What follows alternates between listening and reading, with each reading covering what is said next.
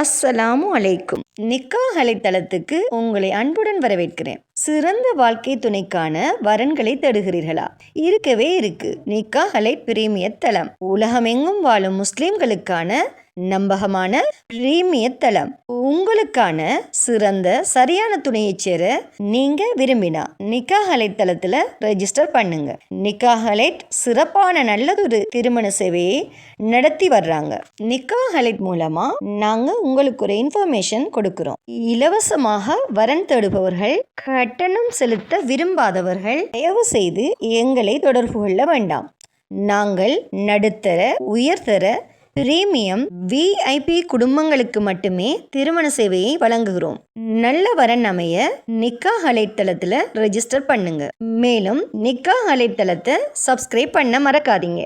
வாங்க இன்னைக்கான வரன் என்னன்னு பார்க்கலாம். தமிழ்நாடு கோயம்புத்தூரை சேர்ந்த விவாகரத்தான மணமகளுக்கு மறுமணம் செய்வதற்கு மணமகன் தேவை.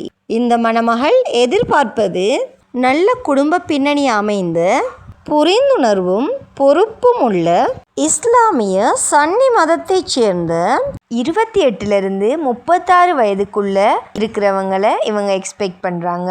அண்ட் அந்த மணமகன் விவாகரத்து ஆகியிருந்தாலோ குழந்தை இருந்தாலோ பரவாயில்லை, புரிந்துணர்வு உள்ளவர்களுக்கு முன்னுரிமை கொடுக்குறாங்க.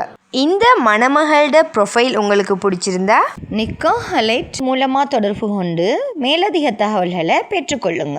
நிக்காஹ் ரெஜிஸ்டர் பண்ணுவதன் மூலம் உங்களுக்கான சரியான துணையை அவங்களே தேடி தருவாங்க. ஸோ இன்று நிக்காஹ் ரெஜிஸ்டர் பண்ணுங்க.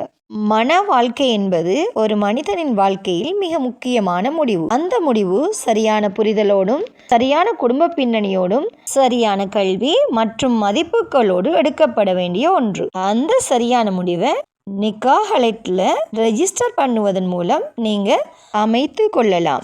நிக்காஹ் வெறும் ப்ரொஃபைல் மேட்ச் மட்டும் இல்லை, குடும்ப பின்னணி, கல்வி தகுதி, வாழ்க்கை இலக்குகள் மற்றும் மதிப்புகளின் பொருத்தம் அனைத்தையும் கவனத்தில் கொண்டு உங்களுக்கு சரியான இணைப்பை உருவாக்குகிறாங்க.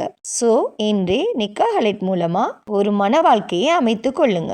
மேலும் திருமணமாகாத சகோதர சகோதரிகளுக்கு இறைவன் நிக்காஹ் மூலமா திருமண பந்தத்தை ஏற்படுத்தி தருவானாக. வசலாம்.